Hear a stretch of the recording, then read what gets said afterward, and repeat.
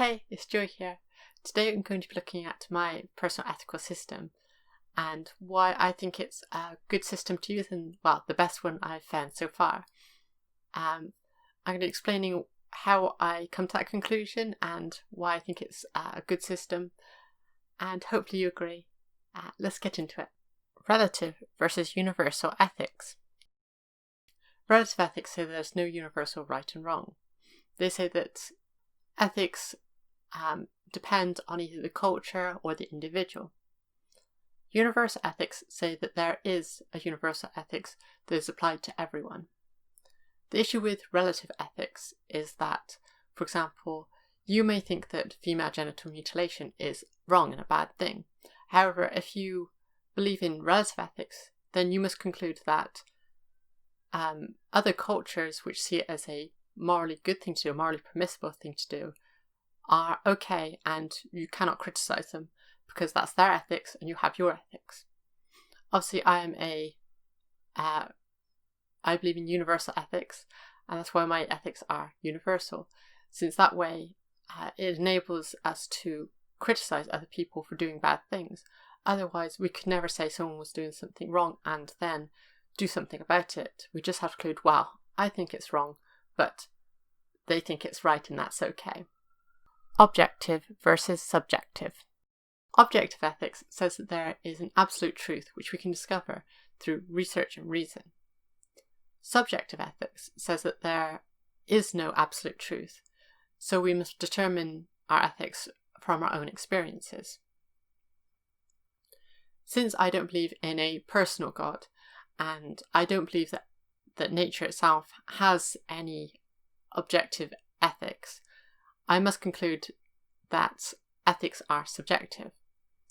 This means that I think that we must determine our own ethics subjectively, but then apply them universally, since I am an ethical universalist.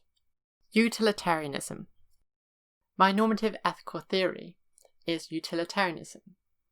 This is an ethical theory that says that we should aim to reduce the net suffering and increase the net pleasure. We do this by weighing up what creates the most pleasure and the least suffering. But my form of utilitarianism modifies the base utilitarianism slightly, which I'll get into. Pleasure and suffering. Nature has placed mankind under the governance of two sovereign masters, pain and pleasure. They alone point out what we ought to do and determine what we shall do. The standard of right and wrong and the chain of cause and effect are both fastened in their throne. They govern us in all we do, all we say, all we think. Every effort we can make to throw off their subjection to pain and pleasure will only serve to demonstrate and confirm it. A man may claim to reject their rule, but in reality he will remain subject to it. What matters in the world is our experiences, the experiences of sentient beings like us. Our experiences can be boiled down into those that are positive and those that are negative. Those that are positive, Bentham calls here pleasure, and those that are negative he calls pain. However, I prefer the term suffering, since pain isn't necessarily a negative experience. For example, some people enjoy spanking, and that's a pleasurable experience for them. So I prefer suffering, since suffering is intrinsically a negative experience. You can't enjoy suffering by definition. Why should I care about others? So we recognise that we seek pleasure and want to avoid suffering. And we know that other sentient beings are alike in this manner. They too seek their own pleasure and also seek to avoid their own suffering. Knowing this, we can see that we are alike in this way and can relate to them, whether they be human or non-human animals. Why we should care about this comes from the idea of being an impartial spectator. So when making ethical decisions, we should stand back and pretend that we are not involved ourselves. We should imagine that we do not know what position we would be in this situation. For example, when we make the decision, we must imagine that we could either be randomly assigned to be the oppressor or the victim.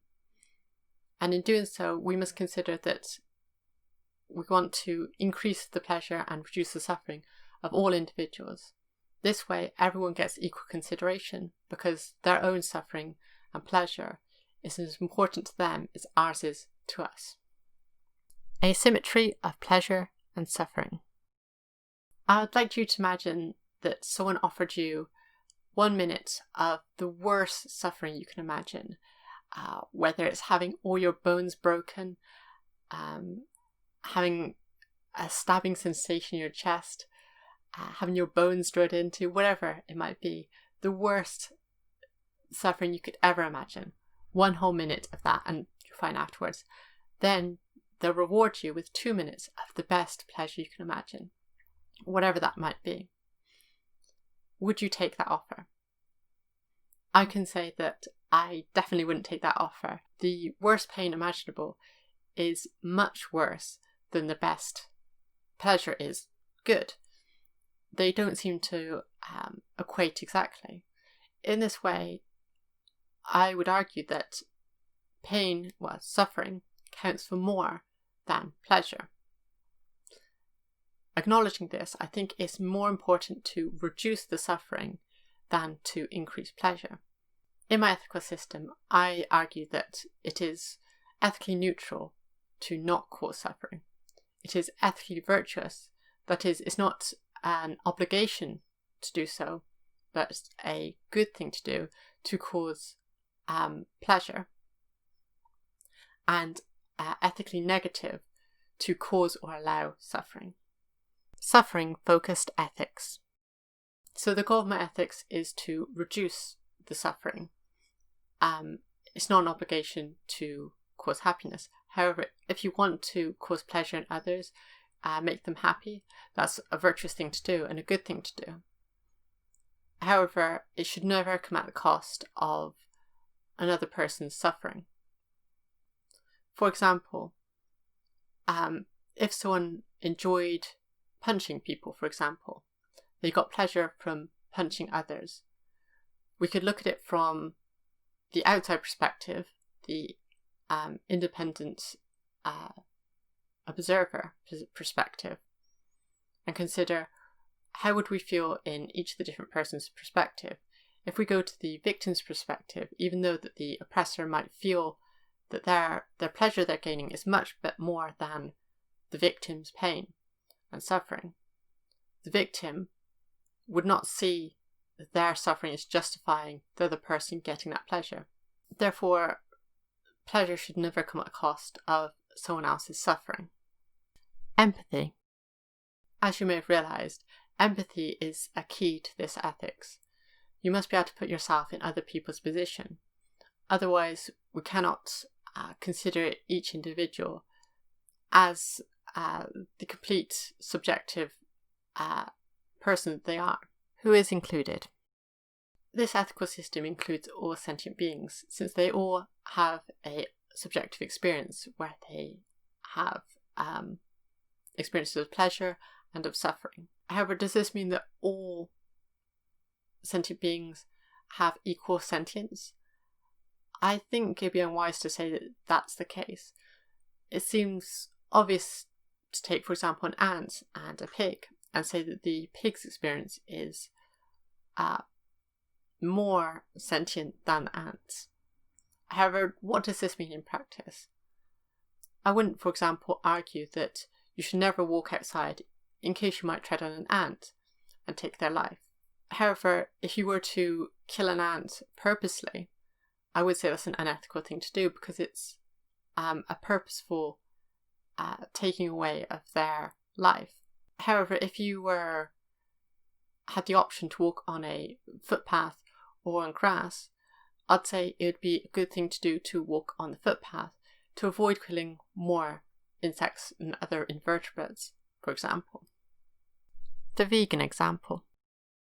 I think one of the easiest places to apply any ethic is to our consumption of animals and their byproducts. First of all, we must consider whether it's a necessary thing to do. Do we need to eat animals and their byproducts to survive? The Academy of Nutrition and Dietetics have a statement that says that a plant-based diet is suitable for all stages of life, so it's not necessary.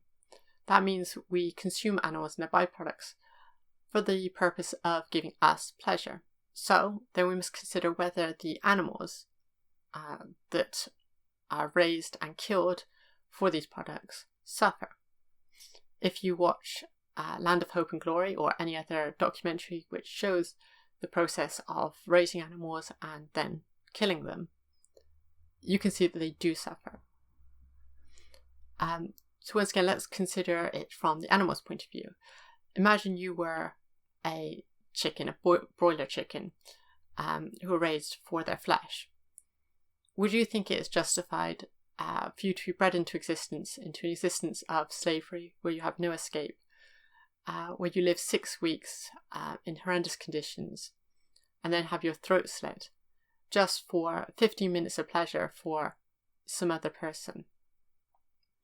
I would hope that you'd see this as obviously not justified from the chicken's perspective, and as an outside observer would conclude that this is unjustified, it's unnecessary, therefore it is unethical.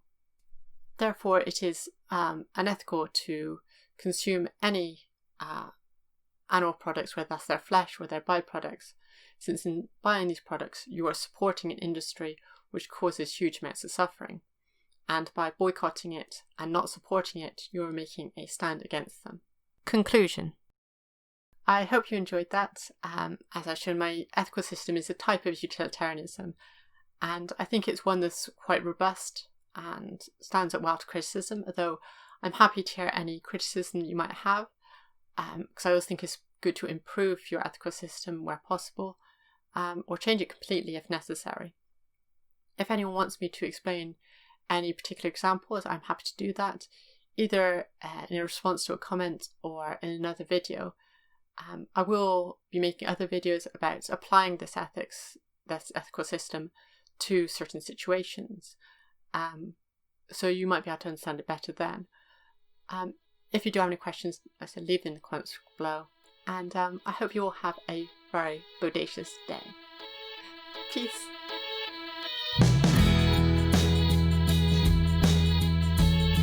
I hope you enjoyed that video. It was a lot of fun for me to put together, making a proper argument for my own ethics. The idea's been swimming around in my head for a while, but it was good to get it out and have it out there. I hope you enjoyed it as much as I did. Have an awesome day.